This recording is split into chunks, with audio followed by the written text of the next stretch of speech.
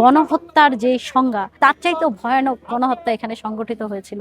কিন্তু আজও পৃথিবীতে এই 1971 সালের গণহত্যার আন্তর্জাতিক স্বীকৃতি নেই। সেদিন শুরু হয়েছিল যে গণহত্যা, 9 মাস ব্যাপী সেই গণহত্যা চলেছে।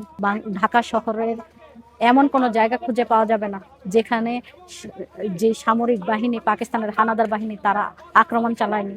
হলে হলে তাণ্ডব লীলা চলেছে।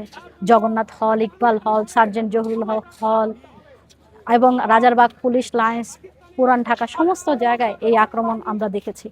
এবং এই গণহত্যার আজ পর্যন্ত বাংলাদেশে কোনো স্বীকৃতি আমরা পাইনি।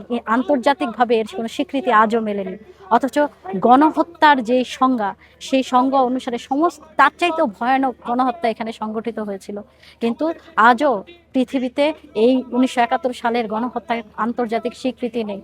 আমরা আন্তর্জাতিক স্বীকৃতি চাই এবং একই সাথে আমরা বলতে চাই সেই শুধুমাত্র পাকিস্তানি হানাদার বাহিনী না, তাদের এদেশীয় যারা দোসর ছিলেন তারা তাদের যোগ সাজসে এই হত্যাকাণ্ডগুলো ঘটেছিল।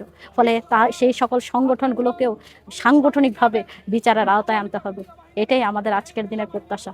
এবং একই সাথে আমরা বলতে চাই, মুক্তিযুদ্ধের ইতিহাসকে কেউ ভুলিয়ে দিতে পারবে না। বাংলাদেশের প্রতিটি ইঞ্চি মাটিতে মুক্তিযুদ্ধের বীরত্ব গাথা লেখা আছে। মুক্তিযুদ্ধের ইতিহাসকে কোনো প্রোপাগান্ডা দিয়ে মুছে ফেলা যাবে না।